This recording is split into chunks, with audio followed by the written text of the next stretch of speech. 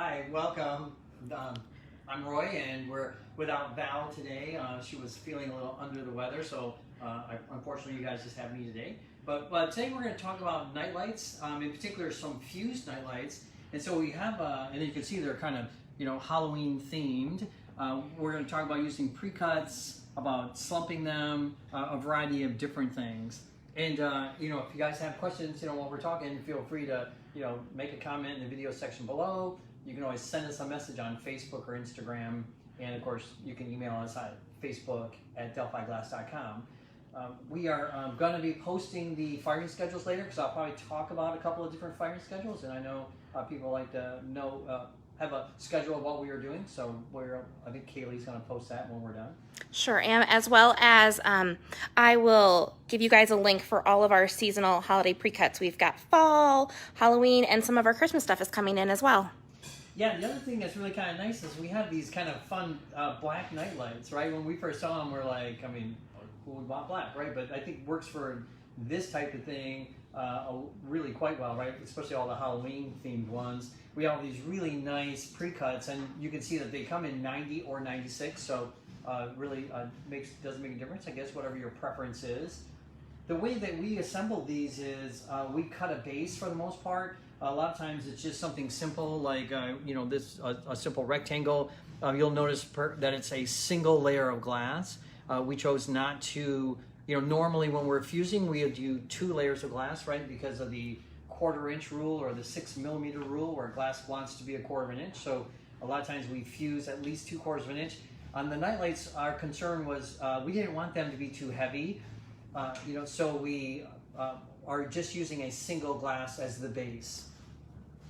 And then we're fusing on top of them. And if you look kind of close, we're doing kind of a variety of different types of sort of textures to the surface. You'll notice that the pre-cuts are not fused so that they're really flat and smooth into the glass. We wanted to have a little bit of a texture on there, or a little dimension to the piece. Sometimes people use the term contour fuse to describe that, where there is still, obviously they're fused to the base, but they have some dimension to them. They're raised up and above. If you look close, you'll see that the edges, again, are for the most part are really nicely smooth. They're round.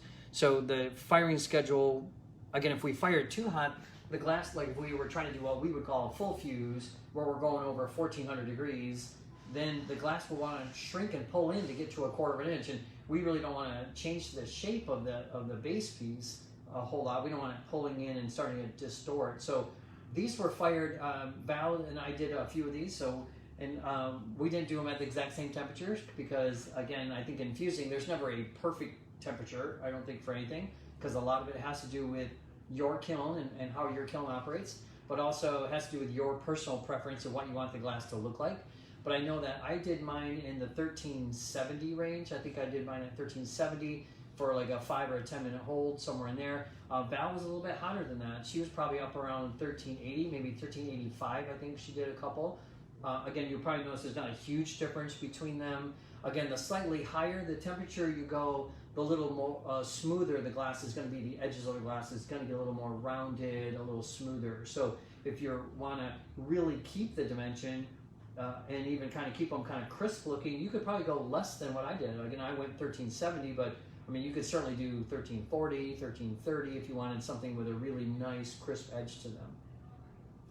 So we, a lot of these you'll notice are flat, so we're just doing kind of a contour fuse on them, and then we're gluing the clip on the back. I'm going to show you in just a minute how that's done. So this is one of the brass clips that we have that, if you can see how it works, it actually just kind of snaps around the base, which holds onto, and then there's a world's smallest little bolt here with a nut. I don't know if you can see those. They're so tiny. And then that's going to go through here in the back, and that's what's going to kind of clip it on to hold it in place. Val actually had a really good point when she was telling me that when she was gluing her pieces to the back, she was actually putting the bolt in and tightening it down, tightening the nut down, and then gluing it to the glass at that time, so that she knew that the whole device is going to be glued right onto here.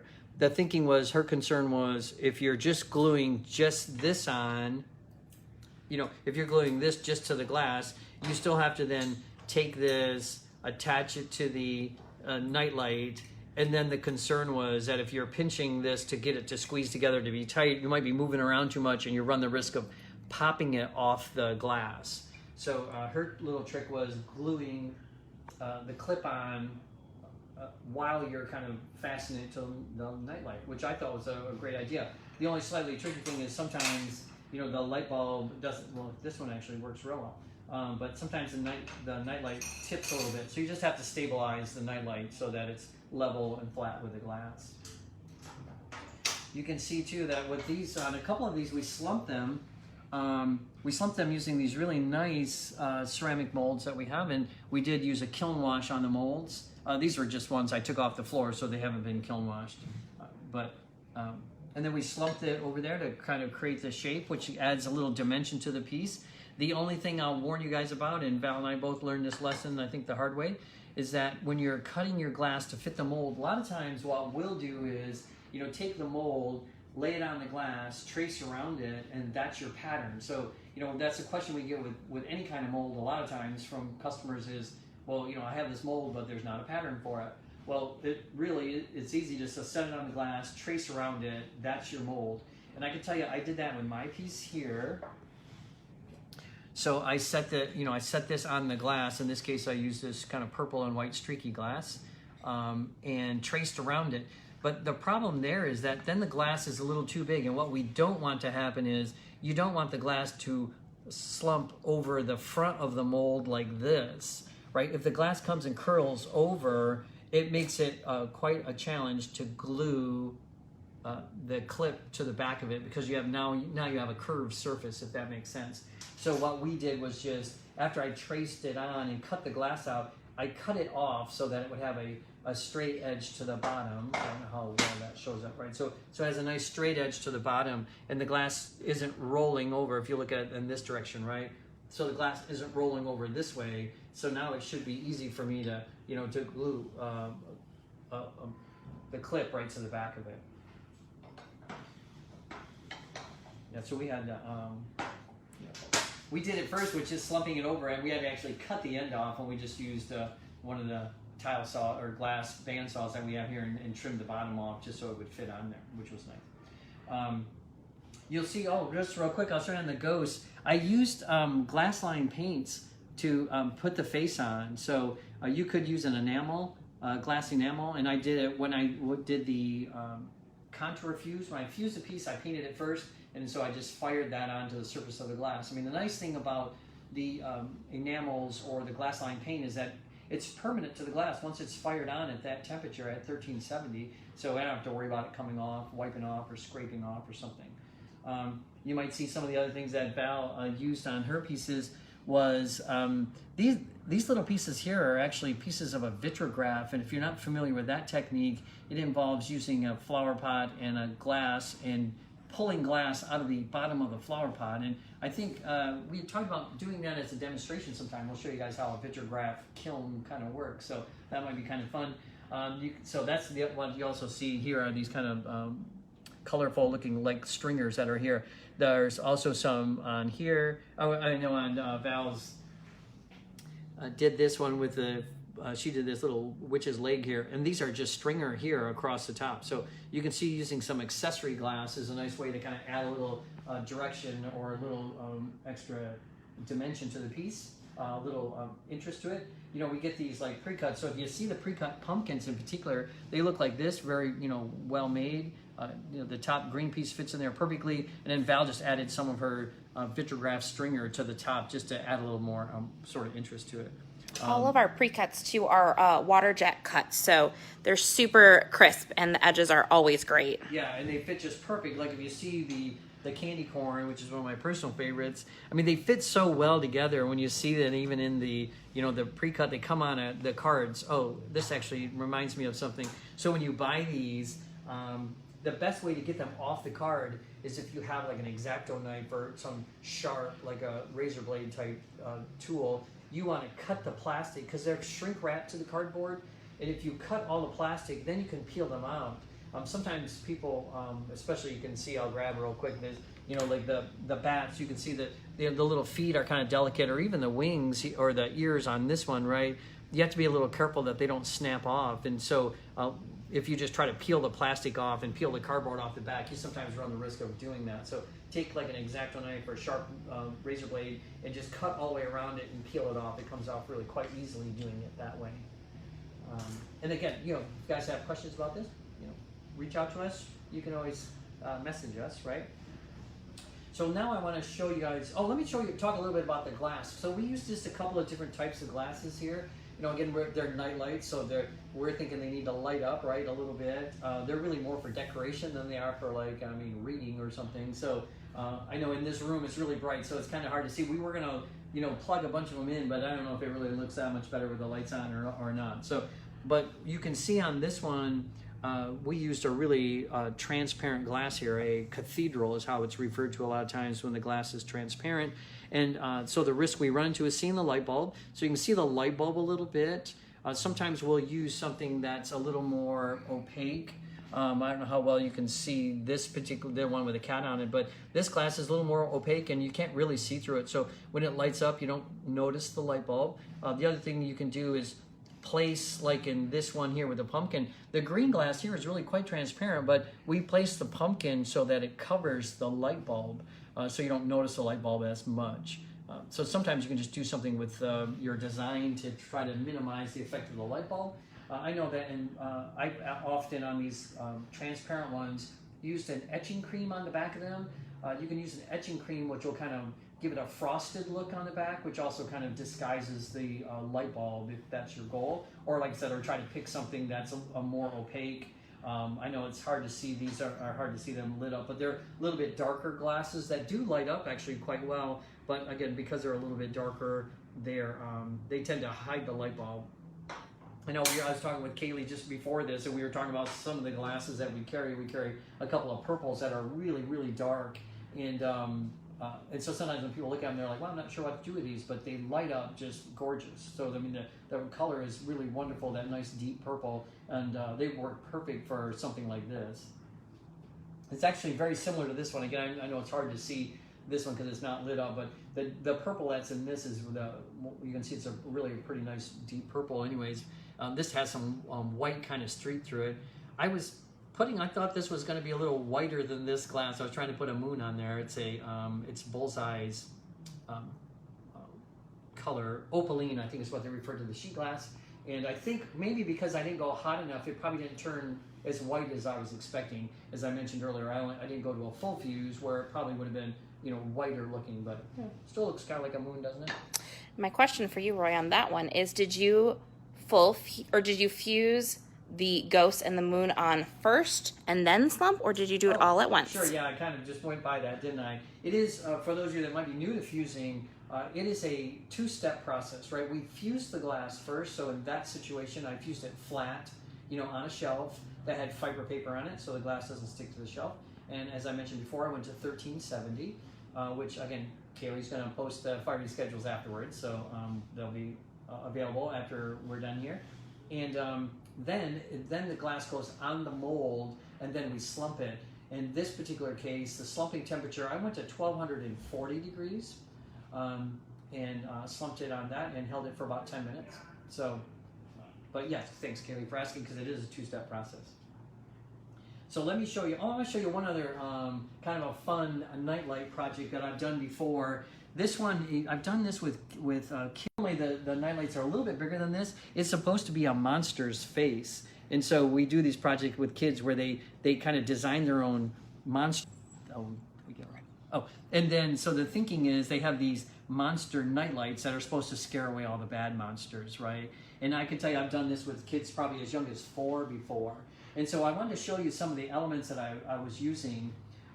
So sometimes when I'm working with some kids that are a little bit younger, I'll pre-fire some of the glass. And so you can see here that some of these have been fired so that now they have all these really soft, rounded edges. So I don't have to worry about, you know, again, if you're dealing with some kids that are a little bit younger, you don't have to worry about them getting cut. The older kids, a lot of times I let them use some of these more pre-cut ones. If they're old enough, I actually let them cut the glass themselves. So A lot of it just depends, I guess, on their age and what they can handle. Also wanted to show you guys these little things here. I don't know how well these are showing up on camera, but these are little pieces of dichroic. So I cut these little tiny dichroic squares that were maybe in, you know, 1/4 of an inch or so. And then I fired these in the kiln at about 1500 degrees. And at that temperature, the glass just balls up. It's actually also how these were done. If you see these little tiny balls, I didn't cut little tiny circles. I cut little squares, and I just took them up again to about 1500 degrees. You know, one of the properties of glass is when it's molten, when it's turning into a liquid, it wants to turn into a round little ball, and you can see it do that when it's small enough. It can turn into these round little balls. And so you can see the example on this one. The person that made this said this was a little wart that it put on the face. And, you know, who doesn't like little shiny sparkly things, right? So it's kind of a fun little thing to add as a decoration or something, just to give it a little bling, I guess. So let me show you then now how to glue the clips on. Now, you know, we sell a variety of different adhesives here at Delphi, and I can tell you I've used all of them. I've used probably maybe another 3 or 4 different adhesives than this. These all work pretty well. Again, it's always a challenge to glue metal to glass, as you can probably imagine, right? I mean, they're two surfaces, two non-porous surfaces that don't necessarily like each other. So one of the things that I always do when I'm gluing glass and metal together is I like to rough up the surfaces beforehand, because part of my thinking is that rough surfaces should bond together better than smooth surfaces, right? The glass is smooth, the metal is smooth. So I'm going to use a file and scratch up the glass and scratch up the back of the clip. I'm using here is just it's a diamond file. So I mean, it works really well with glass. So it's got little, I don't know how well you can see it, but it's got little diamond areas on here. This is a 220 grit, if that makes a difference to you. I don't think the grit really matters, other than I wouldn't use anything too fine. Like I wouldn't use a 400 grit. That's probably a little too fine. You know, we want to scratch up the glass and make it a little rough. Now in here I have a tiny bit of water, so that's what I'm going to be doing, is dipping in here, because I like to keep the diamond diamond coating wet. It just will last longer that way. We don't wear out the diamond coating as fast if I can keep it a little wet. So I'm just going to dip it in there, and then I kind of like visualize where I'm going to put the clip, and then from there I'm just going to come in here and just kind of scratch up the back, right? Again, it doesn't have to be anything, you know, totally perfect. I just want to get a little area where the glass is a little rougher. Gives you a little more tooth to work with. Yes, and then I'm going to do the same thing to the back of this. I'm just going to come in here and just give it a little bit of texture. Sometimes on the metal, I'll just use a metal file if you have that handy, or I've used an emery board or something you might use to file your nails, right? So I don't know if you can see how that's just a little more roughed up. Since I did get them wet, I'm just going to dry them off real quick with a paper towel. If you see the glass, you can see where, I mean, I think that's pretty obvious. You can see that little lighter area where I scratched it up, right? It looks like I didn't scratch it so much in the middle. So let me come over here just a little bit more to get a little bit. Again, the thinking is, as Kaylee mentioned, you know, two rough surfaces are going to grab a little bit better than 2 smooth surfaces. I'm going to use the Rapid Fuse adhesive only because it's faster. I mean, this one sets up, you know, it'll grab on in about 30 seconds, but really it should sit for a couple of hours before you try to do anything too crazy with it. I learned that lesson a little earlier today, right before class. I had glued one of these on, and then I was moving it and I popped it off because I just didn't give it enough time really to what's nice about this particular adhesive, you'll see, is it's a gel, so it's a little thicker. A lot of times on your super glues, they're as thin as water. This one also has this nice cap to it, so when I tighten this back on, I can come back tomorrow or next week and I can just squeeze out more glue. I don't have to like poke a needle through the top to try to get it to work again. So it actually holds up pretty well. I know we've used them around here for months without any issues. So then I'm going to come in here, set that on, kind of eyeball it so that I get it in the right spot. And then, you know, give it about 30 seconds or so. It takes, like I said, about 30 seconds for it to really kind of grab onto the glass where it's not going to fall off. That doesn't mean that it's probably, you know, on there strong enough to attach to the light bulb at this point, but it's going to be quick. The other adhesives, you know, if we're using silicone, which is a kind of a rubber product. This works real well, but it is definitely something that needs to sit overnight, preferably even 24 hours. With the silicone. E6000 is another really nice adhesive. One of the advantages to both of these adhesives are that they're thick. They're like toothpaste, kind of a thickness. So they can fill in gaps. So one of the things I noticed when I was doing, especially after I had slumped, some of these, is that they're not always perfectly flat on the back where I'm trying to glue to. So the nice thing about these little thicker adhesives are they take up some space. So the metal doesn't necessarily have to touch, every single spot in the glass. But you can see on this one again that it's glued on there, right? I mean, this isn't going to come off. I mean, sure, I could pull it off because it's not adhered on real well, but at least I don't have to worry about just accidentally bumping it off or it falling off. Again, in a perfect world, I would let that sit for a few hours before I try to attach it to the light bulb. Before we go anywhere, Helena had a question. Can glass used for stained glass be used for fusing? Oh, well, not really. The glass needs to be compatible is how we refer to it. So all the glasses that are made for fusing have a very specific expansion rate, and there's a number that's assigned to that expansion rate. And so we refer to the fusible glasses like we call them either a 90 or a 96 are the two main ones. And so when we're fusing, everything that we use has to be 90 or everything has to be 96. And the problem with using stained glass is we're not sure what the expansion rate is of that glass. It's not manufactured to have a very specific expansion rate. My personal experience with working with stained glass, trying to fuse with it is some of them just aren't made to be reheated, up to the temperatures we're going to, and sometimes it will alter the color or the surface gets kind of dull looking and almost like it's crackled or something. So really for this process, we should really be using fusible glasses, and especially ones again that are compatible, right? So, but thanks for the question. We appreciate it. So I think otherwise, that's about all I need to talk about with nightlights, right? Again, we did these are all fused, right? That's pretty obvious. But one of the nice things about the PreCuts is we could have done this more like a mosaic. In fact, Val and I had talked about doing some. We just ran out of time. We could have glued, like the candy corn to a nice, interesting, fun piece of glass, and then again using some of the adhesives we're talking about here, glued the clip on the back, and that could have been our nightlight, right? So if you're not a fuser, you can still certainly use a lot of these PreCuts. You could, again, we didn't do it in stained glass either, but we could have done it in stained glass. We could have. The eyes would be perfect for that. We could have foiled and soldered stuff together. We could have glued to something that we had soldered. So there's always opportunities to use these in ways other than fusing. So. Donna, I see your question about where to get the night lights. They are available on our website. Actually, the black ones are on sale right now, so that'll also be included with the links today. So be sure to come back to the video and check the comment section, and we'll have everything linked for you guys. Yeah, so we got these great black ones, but I think we have white and ivory, I believe. Ivory also. So if you're interested in different colored night lights, they're pretty fun. So, well. I guess we're probably done then, right? If no one's got any more questions, and if you have more questions, like I said, reach out to us later.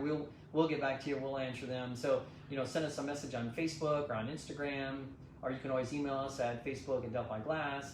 If you have ideas for other presentations you'd like us to do, you can reach out to us for that too. We would love to hear what you want to know about. I think next time we're probably going to come back in a couple of weeks, and I think we're going to do some flame working. So that'll be fun. You need to come back and see that. If you've never seen that before. So it's going to be a torch, right? That's melting glass, and who doesn't like fire and melting glass, right? And Val will be doing it live for you guys.